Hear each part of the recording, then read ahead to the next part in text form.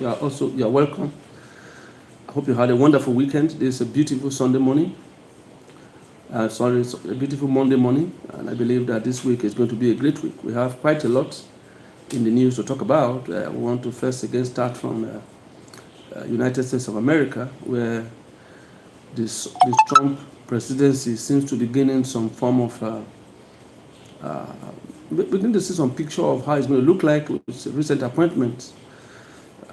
Close to 80% of his cabinets have been appointed, and we've seen that the Secretary of State and also the ambassador of America to Israel happens to be somebody who loves Israel, happens to be somebody who is a Christian, happens to be somebody who believes the Bible, and he always believed that the land belongs to the Jews, and he believes also that where West Bank, as it is called now, which is actually is Judea and Samaria in the Bible, he believes it belongs to Israel, and they should settle there. So we have a pro-Israel ambassador, United States ambassador to America. United States ambassador to Israel is pro-Israel, somebody who likes this. So we begin to see how the outcome is going to look like in the Middle East. Also, the Secretary of State is also somebody who is also pro-Israel to a large extent, very, very large extent. So we see that there might be some drastic change in the Trump's policy towards the Middle East as it regards Israel. It's going to be more favorable to Israel this time around, unlike what happened in the Biden administration, where it was neither here nor there. It was on all sides, and that's also what led to the crisis we have in the Middle East right now, because the Americans the Americans under Biden never really took a definite stand. It seems as if what they say in public is different from the action they take. You remember, currently now, the Americans has placed limited sanctions on Israel as regard weapons. So they've limited the weapons which they sent to Israel, which was a policy introduced by the Biden administration. And we also want to say at this moment that the extent to which Israel has gone to is a function of the determination of Netanyahu, because if the Israelis have listened to what Biden was saying from the beginning, most of these top Hezbollah terrorist organization leaders, Hamas leaders, will not have been taken out. Remember, when the Israelis said they were entering Rafah, it was the Biden administration that refused. But then the Israelis still went ahead. That's actually what also led to the death of Yahya Sinwar, because he was hiding there, and they believed that that's where they were holding some of the hostages. And probably if they had gone in earlier on, and they were not, there was not much delay from the Biden administration, it's possible some of them will have been rescued. Some of the hostages have been rescued. At the moment, we want to tell ourselves again that the hostages are still there after over a year and few months. The hostages are still there. They have about 101 hostages, and there are confirmed reports that half of them might have been killed. So just remaining probably 50 hostages that are still right there in Gaza. And again, unconfirmed report says that all the hostages are not necessarily with Hamas. The Islamic Jihad and the rest, they also have some pocket of hostages here and there. And so the whole thing is just scattered, because in the first place it was not properly coordinated, because the United States was trying to be more diplomatic in handling this issue, and unfortunately we are dealing with the people who don't believe in diplomacy. The only language that they understand there in the Middle East is the language of violence. And sadly enough, too many people have been killed. Too many people. Both the IDF, both the Hezbollah, both the Hamas, they all believe is the strongest that should take victory. They don't believe in victory through negotiation. They believe in victory through violence, and through it continues that way. It's still on, and the fight is still on. We also want to say at this moment that the Islamic Jihad, the Palestinian Jihad, have released a propaganda video of an Israeli who is still who is in their custody. You know, I said before, not all the hostages that are with Hamas. There are some of the hostages that are not with Hamas. They are with various terrorist group within the region. Islamic Jihad, this. So we saw a propaganda video of a young man who was released by the Islamic jihadists. Well, we continue to pray that for a peaceful settlement. We believe at the moment now there seems to be some ceasefire arrangement that is being proposed by the United States of America, to which the Lebanese are studying, and also the Israelis, to see how they can be able to have ceasefire probably before the handover to Trump on the 21st of January next year. Trump has made it very clear that the war has to end before he comes into power. They know in the Middle East that it's not going to be business as usual. There's going to be drastic change, and drastic actions will be taken against the terrorist organization. Well, it's very sad. We shift from Gaza, we move to Lebanon, and it's also getting worse in Lebanon. At the moment, the spokesperson for the Hezbollah terrorist organization has been eliminated. And the destruction rate, and most of the weaponry, most of the equipment, where they store equipment, where this will store equipment have been tampered with, have been destroyed by the IDF. You know, it's unfortunate because it's the Lebanon that is not involved in this war that will still have to undergo a lot of repairs after the war, because a lot of places have been destroyed. You know, it's part of the arrangement and the policy of the terrorists, both Hamas terrorists and Hezbollah terrorists, the axis of evil. It is part of their policy to use humans as a human shield. So they use their citizens as human shields. They place sensitive explosives and the rest, missiles, drones. They place them in the houses of residents. And but the good thing again there is that the casualty will have been worse in Lebanon, if not that the Israelis they always tell them, please, you have to evacuate because we want to hit this area. So there's always evacuation notice before each of those places were hit. If not so, it will have been worse, you know, because most of the attacks are in residential areas, because that is where the Hamas terrorists store the ammunition. They store it in buildings, residential areas, and so the IDF had no choice. Each time they want to take out such arms and the rest, they will have to notify the people that they have to leave, because this place will be attacked in the next 24 hours. You know, that's what is going on right now. So, but again, there's an interesting development. For the first time, it seems as if the Lebanese officials they seem to have developed a strange lever to challenge the Iranians. There's also an unconfirmed report that said some of the top Iranians were in Lebanon were not allowed to leave. They were stopped and maybe they were interrogated by the Lebanese armed forces and the rest. We also received reports from our correspondent this morning that the Iranians themselves are interested now in the ceasefire in Lebanon, because they have no choice than to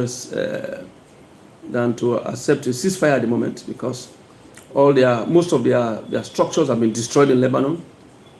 Iran is the funder. They fund Hamas. They fund the Lebanese. They fund Hezbollah terrorist organization, and they've been dealt with seriously. Close to 80% of their armory have been destroyed. Their tunnels have been destroyed.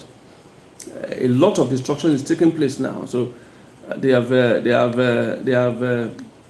received a lot of blow, dirty blow from the Israelis. So the IDF has really dealt a lot of blow to the Hezbollah ammunition, their structure, their positions, the leadership. Earlier on they wiped out the entire leadership. The current leader of the Hezbollah terrorist organization is based in Iran, because he can't remain in Lebanon, because once you are appointed as the leader of the Hezbollah terrorist organization, you don't last in the job, because you become a target of the IDF. So having eliminated a lot of leaders, this current leader felt it is best for him to operate from outside Lebanon, so at least he can live longer. And you also remember that immediately he was appointed, the congratulatory message that the IDF, that the Minister of Defense sent to him, Gallant, was that congratulations, but it's just unfortunate that your job will not, you will not last in the job. So I believe after he heard that he will not last in the job, he had to quickly relocate to Iran. So he's currently at Iran, the new Hezbollah leader. So we sincerely hope that in the next week, in the next 1 or 2 weeks, or probably, let's just make it safer to say, before the handover to Trump, January 21st, we hope to see a ceasefire in Lebanon. But at the moment, the Israelis, the IDF has intensified their attack on Lebanon. Beirut and the rest have been severely attacked. The structures have been completely destroyed with high intensity bombing. The bombing is getting worse and worse by the day. Structures have been destroyed, dismantled. But again, that does not leave the Israeli without casualty. There's a lot of casualty.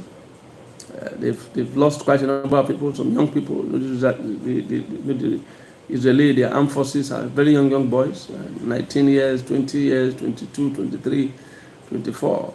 So they've lost quite a number of young guys in the battlefront. Again, let's say it's unfortunate. Just like we've always said, the fighting was actually not necessary. Especially on the side of Hezbollah. Hezbollah had no business in this current crisis. Now, their involvement in the crisis has caused a lot of damages. It has completely dismantled Hezbollah. Hezbollah is one of the largest terrorist organizations in the world, funded by Iran. And this is where people were also blaming the outgoing president of the United States of America, Biden, because when Donald Trump was there, Iran was so grounded financially with sanctions and the rest that they could not even sponsor even one terrorist organization. They couldn't. There was no resources. They were trying to survive. But immediately Biden came in, he lifted the sanctions and cash started flowing in. It was when cash started flowing in, and instead of using the cash to help his people, they were using it to fortify themselves and also try to build up a terrorist cell group surrounding Israel with the main purpose and target of pulling down the state of Israel and wiping them up. That's why they have that slogan, from the river to the sea. But unfortunately, their plans have failed, and now Iran have decided to obey whatever ceasefire arrangement that they have with the Lebanon, because the Lebanese are not happy because this fight does not concern them. Their nation is being destroyed by Israel simply because Hezbollah is using the Lebanese territory as its base, which again is quite unfortunate. It's just because the Lebanese government is a failed government, failed leadership, especially after the assassination of the former leader. They've not been able to be on their foot. They are broke. I think they have one of the worst currencies in the world at the moment. And it's quite unfortunate. It's quite unfortunate because it's not a normal thing for you to have.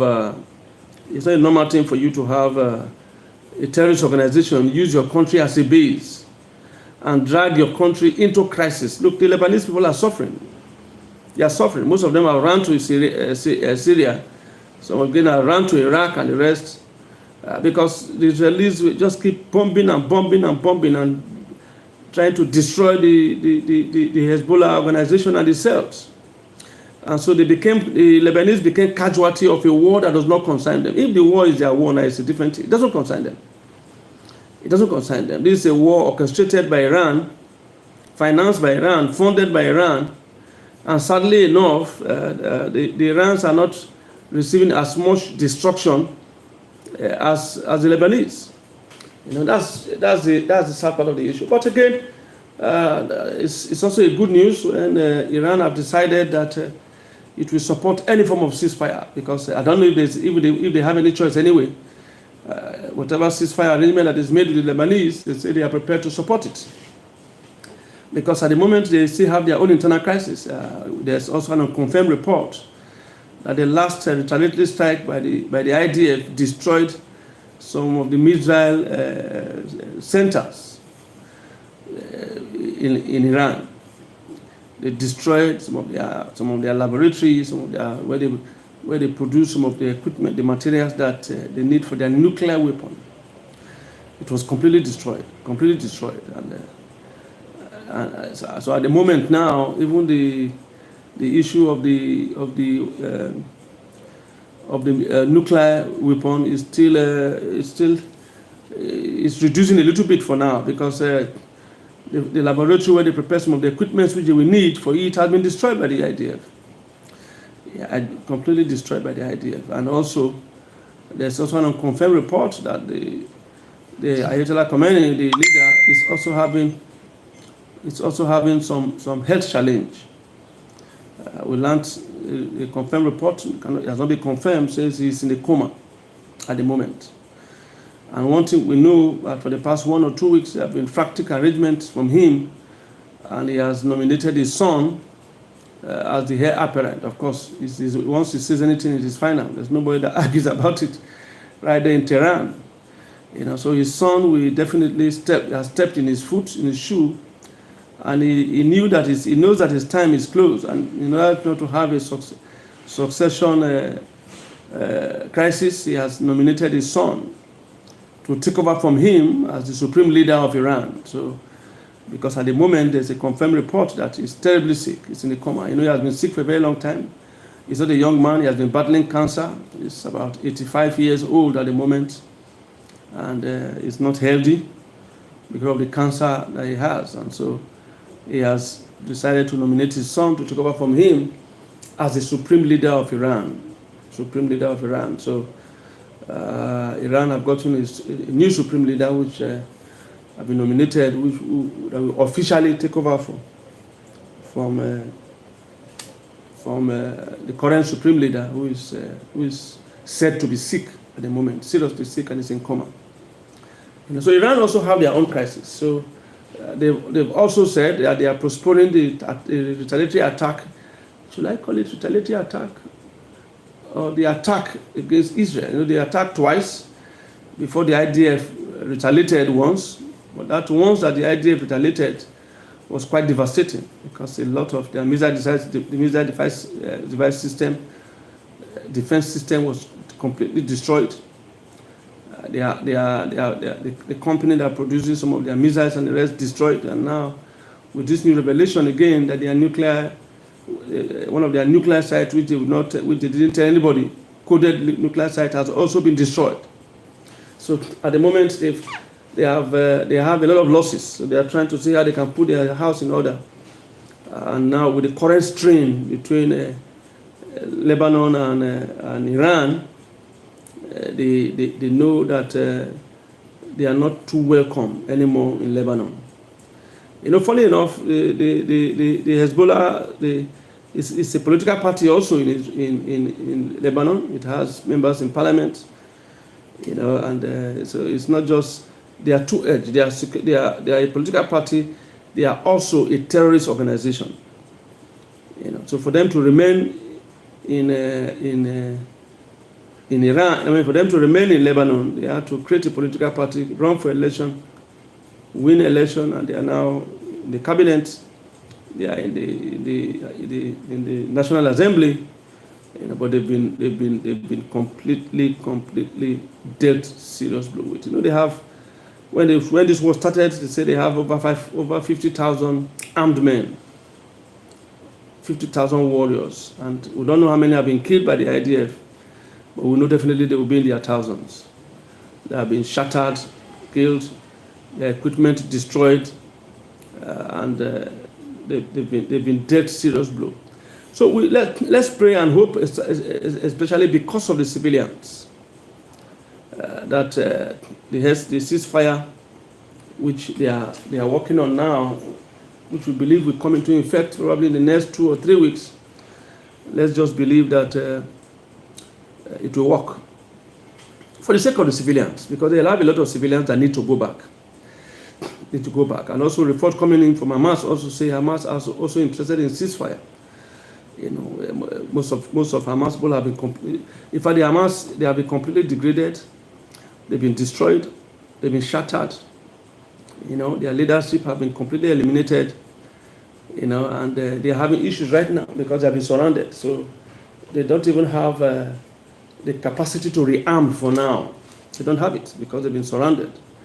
The process through which they will get ammunition has been blocked. And Iran also that used to supply ammunition to them has its own issue. And some of the arms manufacturing company there also within Gaza, Rafah, and the rest have been destroyed also. So the Hamas right there in Rafah are interested in ceasefire. And the funny thing is, you now discover that they are losing. They are losing even at home. We saw interviews where they were interviewing some of the fleeing Palestinian residents, some of the fleeing Gaza residents, and when they interviewed them, they all hated Hamas with a passion. At the beginning of the war, close to 95% of Gaza residents supported the war, supported Hamas. But at the moment now, I don't think they have up to 10% that support them, because they find out that Hamas has brought nightmare to them. It will take another 10, 20 years to be able to build Gaza again. And now they are blaming Hamas for their tragedy. We see some of them even shouting and calling Hamas a terrorist organization, that they will die in hell, they will do this, they will do this. They were saying all kinds of things, because they are in a point now where they have lost almost all. The Gaza resident has lost almost all. They keep moving from place to place, from place to place. That's how they've been moving. For some time now, for over a year, they don't have a permanent resident. Because in the next 2 minutes, they can come again and say, please evacuate from this area. So that's how they keep. There's no safe zone anymore there, because the remnants of Hamas are operating right now in a guerrilla warfare. So there's no permanent place and say this is where they are located. They move from place to attack here, they run here. That's just how they've been living. And,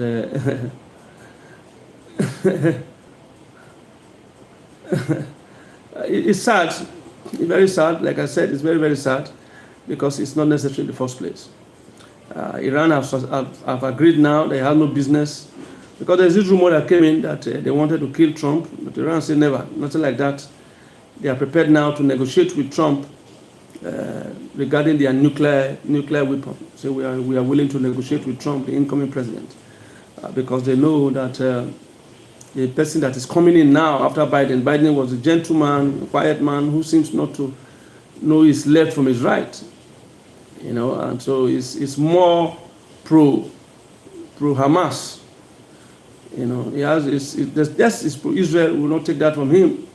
He supported Israel a great deal, but he also has a way of supporting Hamas.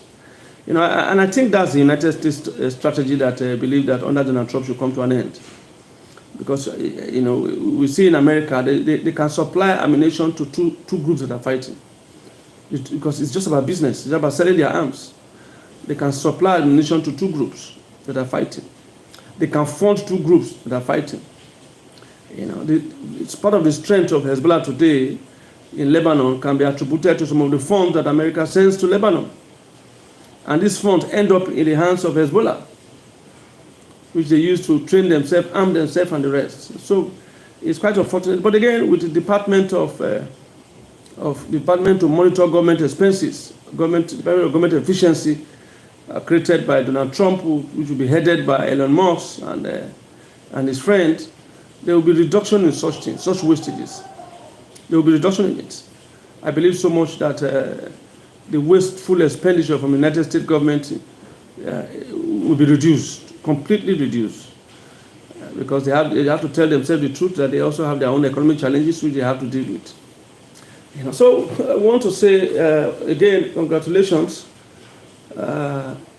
We believe so much that very soon, our prayer, very soon, the war comes to an end so that the Gaza residents can return and think of how to build their homes, because they've not been going to school. The children have not been going to school for a very long time.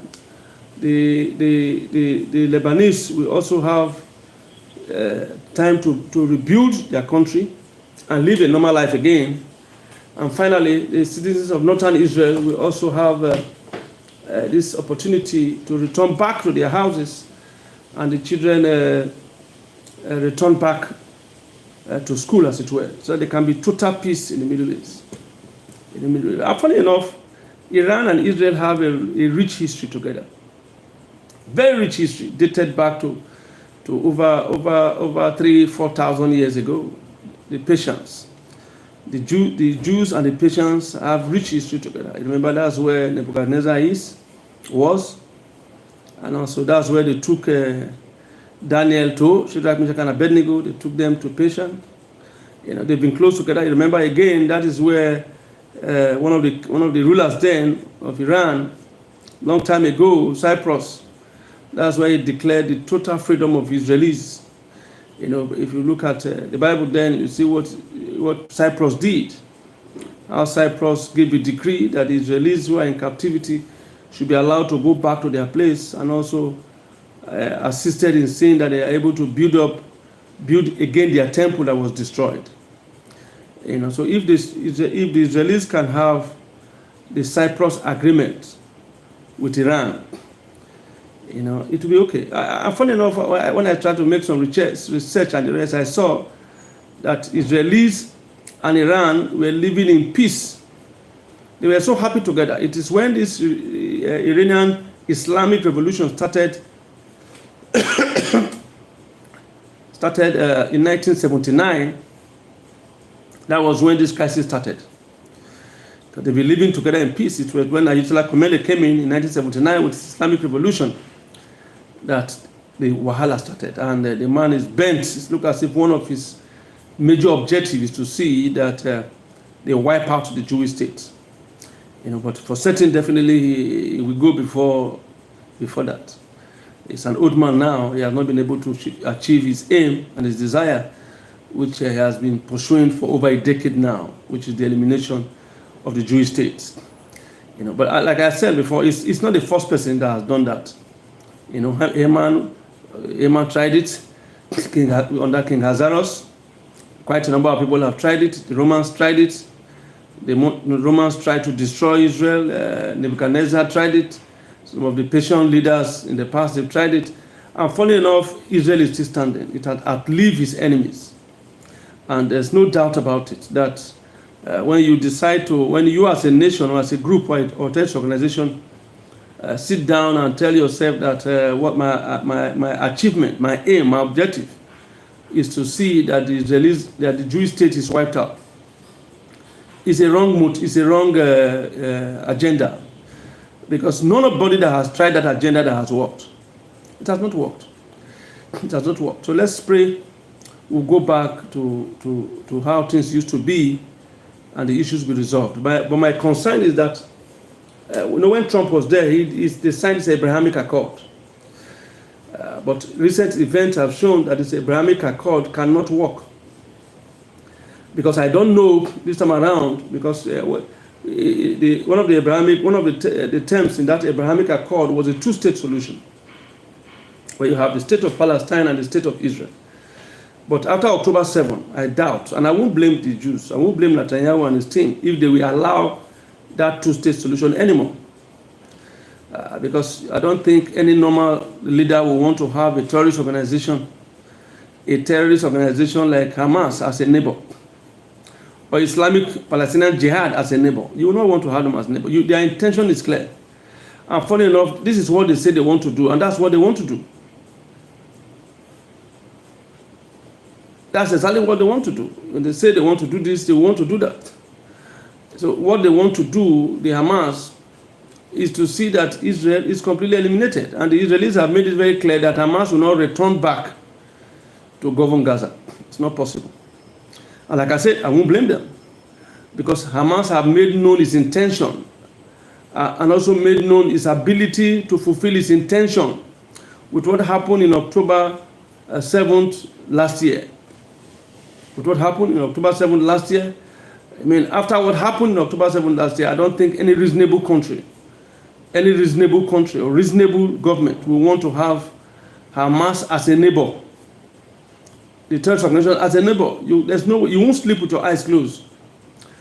So those two-state solution, I doubt. You're welcome. We'll have somebody from India. You're welcome. Join this program. Thank you very much. This is BHF Media. Please, I want you to subscribe and also press the notification button, so that anytime we come on air to discuss some of the news around the world, we can be able to. You'll be able to be on with us. So you just press the subscription button. And we also have over 500 movies on this platform. You can go and check any of the movies. They're wonderful movies. They are movies that are sent to educate people and also the youth, and also to help the youth. They are nice secular movies. So you're welcome again from India. And so I don't know if they will want to have Hamas as a neighbor, the terrorist organization. It's unfortunate that these issues also has brought out some of the shortcomings and the weakness of the United Nations. Because so far, with the reports we are having and what we are seeing, especially with the activities of UNRWA, who happens to be a United Nations Organization for Refugees, with the activities, it is becoming clear that the United Nations has they are biased against Israel, because you cannot have United Nations staffs that are also part of UNRWA. I'm from Nigeria. I'm speaking from Nigeria. I'm from Nigeria. To be very clear, I'm from Nigeria. Nigeria is in Africa. Nigeria is one of the biggest black nation on earth, biggest black nation. So this is an independent news, BHF Media, where we try to tell people and also talk about what is happening in Nigeria and also what is happening from around the world. We bring Nigerian news around the world, and we also bring advice. It's a youth organization. We also try as much as possible to advise the youth and the rest. So our own opinion here, especially among the youths, BHF Foundation youths, is that the United Nations did not play a good role in this Hamas crisis at all. The Hamas and Israeli Jewish crisis, the United Nations did not play a role. I think the United Nations need to be reformed.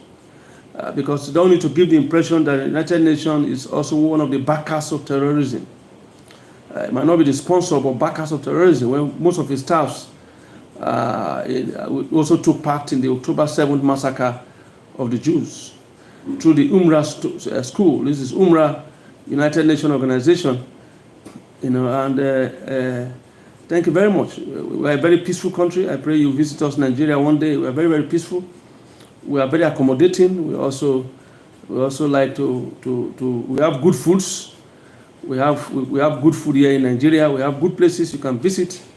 We are an oil producing country, one of the 6th oil producing country in the world.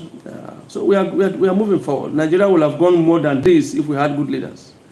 The problem Nigeria have now is bad leadership. Bad leadership that have been governing the country since independence. We gained our independence in 1960. I want to say that Nigeria is among the most intelligent people on earth. Nigerians are the most intelligent people on earth. Each time Nigerians move outside, they do wonders. They are helping now to build up America. They are helping to build Germany, helping to build Britain. Because we love education. We are highly educated people. We don't joke with education, and we like peace. It's a peaceful country. So I pray you visit our country and also our people.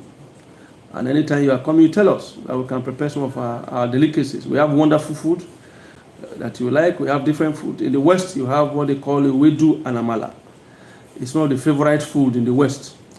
In the north, in the south, you have what they call stash and banga soup. This is some of the beautiful food. For you are a friend from India.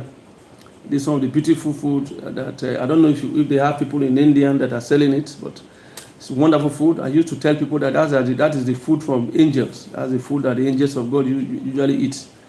Banga and starch, wonderful delicacy. If you have not eaten banga and starch, then of course you have not started eating at all. Then in the north, in the southeast, they have what they call fufu that is made from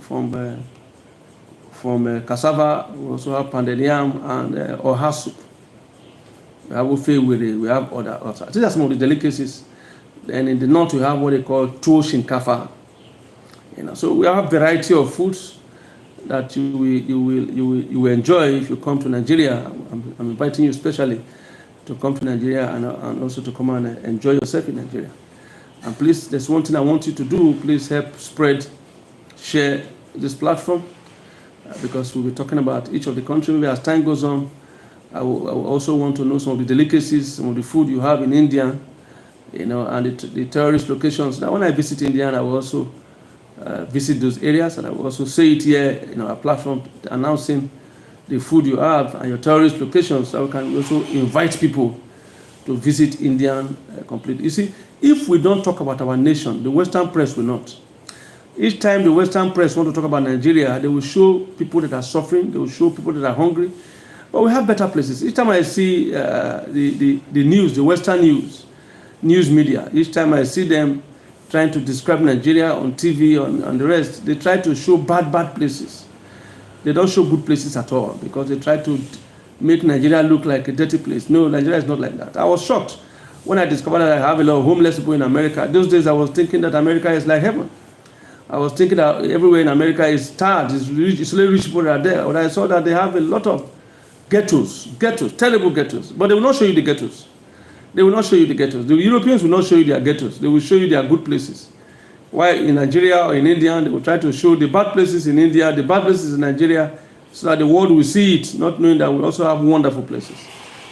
So in the comment section, you can tell us some of the good places you have in that location, in India, in what do you call it again, in Australia, in Sweden. We want to know some of those good places so we can talk about them. We want to begin to advertise our area, our places, because if you don't, the Western press will not advertise it. We have good places. You are welcome to Nigeria. So as I was saying before, it's quite unfortunate that United Nations have not played the role they are supposed to play. After this election, thank God the election is over in America. After the crisis, after the war between Israel and Lebanon and Israel and Hamas, please, I want the world leaders to sit down together and see how we can be able to reform the United Nations. Because there's nothing united about this United Nation. This United Nation is not working. United Nation is fake. It's a place of bias. They support evil. They support evil. They hate Israel. I think some of the United Nations leaders are anti-Semitics. They are anti-Semitic. So it seems as if their actions, they show that they don't like the Jewish state. And we don't want that kind of body to be able to arbitrate towards issues around the world because they cannot be trusted. We can't trust United Nations again because they have shown that they are biased. So it needs to be reformed. It needs to be reformed. Let me also say that we had about 3 elections on Saturday. On Saturday, we had 3 elections. We had Ondo State governorship election. Ondo State is a state in the southwest of Nigeria. They had their governorship election in Ondo State. With so far, the assumed winner is from the APC, which is also ruling on the center. We also have in Zamfara State, local government election in Zamfara State. Zamfara State is a state in the north. It's one of the states that have been completely affected and destroyed by terrorists, Islamic terrorists. And so we also have, I think one more state again did their local, Ogun State. Ogun State is a state in the southwest. They also did the local government election on Saturday. So hopefully by today, tomorrow, we'll get all the results. And when we get the confirmed results, we'll be able to bring to you across the world and the rest. So please, we are a growing democracy. We have issues with our democracy. I'm saying this so that you can also join us in saying that, praying and wishing that we get it right. The problem we have with our democracy as of now is with INEC. INEC is the Independent National Electoral Commission. It's the INEC. Once INEC is able to get it right, then we are good to go as a democratic state. But the sincerity of INEC again is in doubt. We have seen some of the elections they conducted. They are very funny elections. Elections you'll be ashamed of. The INEC has not performed well at all. And making master worse also is the judiciary.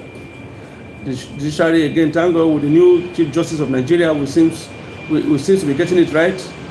The NJC has been able to suspend some people and also punish some for their role. Because you see, there's a common saying that anyone that is coming to the temple of justice must come with equity. Must come with equity. For you to be a judge, you must be somebody of an impeccable character. Some of the judges we have in Nigeria today are judges that have displayed tendency of being influenced, and it's very shameful. Look at what is happening in Rivers State. Rivers State is an oil-rich state in the Niger Delta. And I can tell you that what is happening in Rivers State today has everything to do with the 2027 election. Unfortunately, that's the kind of politicians we have in Nigeria, where even when they have won the election, while they are just celebrating the election they just won, they are planning for the next election. And what you need to do to perform to win. In Nigeria, they don't perform to win. They try to destroy the opposition. They try to place their people in strategic places with the sole intention of rigging. Sole intention. I told you before that even INEC himself needs reforms with the sole intention. So in a civilized democracy, it is a performance of the leader that determines whether he will be elected again. But in Nigeria, it's not the performance. It's your ability to capture INEC, ability to capture the judges, capture this, and placing your people in strategic areas so that they can help you to rig. And that's what's happening in Rivers State now, where the governor that has left is still remaining, tells you his structure. What structure is that? You have left. You have a new governor now. So the new governor that is there doesn't need a structure? No, because the position they are holding now is a position they gained through using that structure of that rigging structure. So I mean, if you in Nigeria, once you are able to assist to rig, it is the riggers that are giving position. It's the riggers. Those, if you assist somebody to rig, then he will find a position to give to you, to compensate you and to thank you for assisting to rig. And I pray that should not be the case in Rivers State, because enough is enough. And sadly enough, the judiciary themselves, they've also contributed to the crisis in Rivers State. And it's shameful and it's disgraceful that in 2024 we are still having this kind of judiciary, this kind of INEC and the rest, where the world is moving forward. So the elections have been conducted. The leaders, the winners will be announced, and everybody will know. After election, what our politicians should be talking about in Nigeria is how to perform. Among the 36 governors, just about 1 or 2 that are performing. The rest are not doing anything. They just sit down there every month. They are waiting for allocation to share, to steal. When they receive their allocation, they put some in coffee and bury them. They take some abroad. They hide some. They bury some in the bush. They put some in water tank. That's just what they do. They don't perform. So if you carry out a survey of most of these water tanks and the rest, it's probably owned by the rich, and the rest, you see that it's not water that is there, it's money. So it's quite unfortunate, it's quite sad that performance is not measured anymore. Ability to rig is what determines whether you will come back or whether you will win an election. It's not whether you are able to perform. So we sincerely hope and sincerely pray that it will improve. And funny enough, I expect a lot of improvement. The reason why I say so is because this will be one of the last major achievements that the current president must have made in his lifetime. He's not a young man. Let's not deceive ourselves. Once you are 70 years, you are past 70, you are past 80, you are closer to where you are going than where you are coming from. And so what I expect, if I were there, if I was the president of Nigeria, for example, and I'm that old, I'm 80, 70 years, 70 plus 80, the only thing I will live for is not to complete 8 years. It's to leave a legacy. They leave a legacy. So that people can be able to, because what will people say? They will say during the Tinubu regime. Now people are calling Buhari, but it's not the only one that performed badly in his time. Most people perform badly that are working with Buhari, but it's the only one that we call. Most people contributed to the failure of Nigeria in the Buhari regime. Most people perform poorly. Sadly enough, their names are not mentioned. Their names are not mentioned. The only name they mention now is Buhari, but it's not the only one that's there. We have a lot of people in that cabinet that their performance was appalling, shameful, disgraceful. It's obvious that the only thing they did there was just to steal money and steal money and steal money. I know in Nigeria today, once you have the covering of the big guys, you can continue to steal and steal and steal as you want. It's a funny country we are living in, where people they will leave people that steal 10 billion and begin to harass people that steal 500,000. That's how shameful they are. You see how effective EFCC is in tackling Yahoo boys, which is very, very bad. But they are also, Yahoo boys, the Yahoo game is an evil game. It's bad, it's terrible, it's shameful. But again, if they have used the same strength they used to pursue Yahoo, if they use it to pursue the government officials who are stealing, they don't have immunity, who are stealing up and down, things would have been better. That would have been better. And so we need to work on our justice system so that people can be punished. Today, I don't know, except they've given the verdict, the Accountant General during Buhari regime was alleged to have stolen close to over 100 billion naira. You know, and they went to court, they arrested him. I think he should be at home eating now. So the case is still in court. The man will just be there relaxing. So probably his children will now inherit the case. That's the tragedy of the judicial system in this country. It has to be reformed. Where people that stole, every case that has to do with corruption should be handled in less than 1 month. You know, so the prosecutors will have their cases, watertight case. In this case, the EFCC should have their watertight case. They go to court and present their case and the rest. Then you can be able to say, okay, the judge will take decision.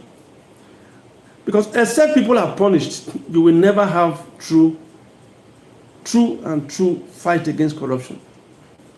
It's not this cosmetic fight. We are talking about real fight against corruption. You can only get real fight against corruption when we have a solid judicial system that will punish those who are involved in it. Except people are punished, will continue like this. People are rushing into government. The reason why they rush into government, because they know that when they steal, nothing will happen. As long as they steal enough money to settle people, to bribe their way through all the justice system, they will come out clean. They will come out clean, and nothing will happen. They know, they say it, that they've stolen a lot of money and nothing will happen. If worse come to worse, they just join the ruling political party. And at least that will give them some level of immunity. What a shame. Nigeria belongs to us. What kind of Nigeria do we want to live for our children? We are not going to live forever. I know that already. I don't want to deceive myself. And anybody that deceives himself is fooling himself. Because our stay here on earth in Nigeria is temporary. But what legacy are we leaving behind? What will people say about us when we have left? If you are privileged to handle a position in this country,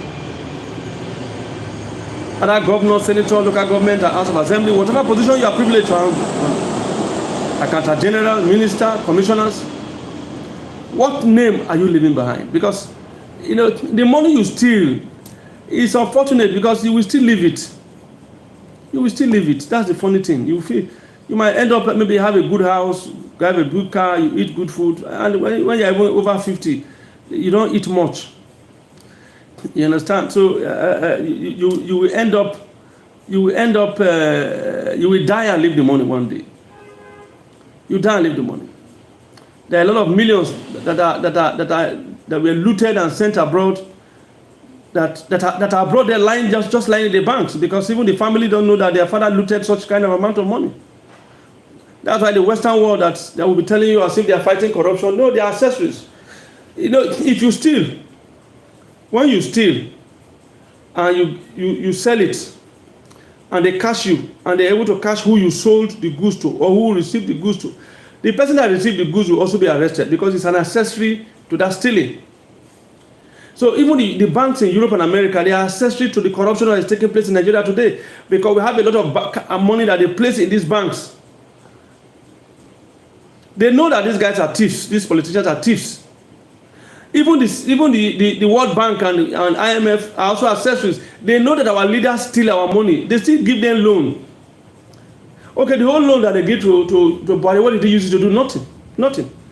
And a week or so to when he was leaving office, he was still applying for more loan. Person they come up from office, they apply for more loan.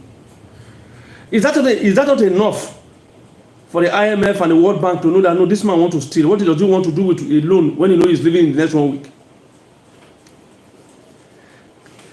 You know, so please, this is BHF Foundation.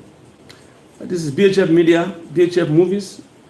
We have BHF for Youth, BHF Foundation for Youth. We have BHF Movies. We have BHF different groups, BHF Ministries and the rest. You know, so please hook up to BHF on YouTube, BHF Movies on YouTube, BHF Movies on YouTube. Please subscribe, share. My good friend in India, please help us to share BHF movie on YouTube so that they can be able to watch it on YouTube, and also press the notification button so that each time we come up, they will be able to hear again. In the evening, we are going to have the same program again in the evening. So we can then in the evening we'll be able to bring to you all those that won the election, and also update in Gaza, update in US, and update in Nigeria. So just stay tuned in the evening so we can go through this together. The economic reforms in Nigeria has caused more poverty, more harm, more damages. If there's any good news coming from Nigeria, government will be able to pass on to you. The cost of fuel is still high, people are still suffering, the hunger is still much. But I want to say this, that we have hope that one day God will give us a good leader, not this set of people that we have now. Have a wonderful day, and in the evening we are going to share together our experiences during the day. God bless you.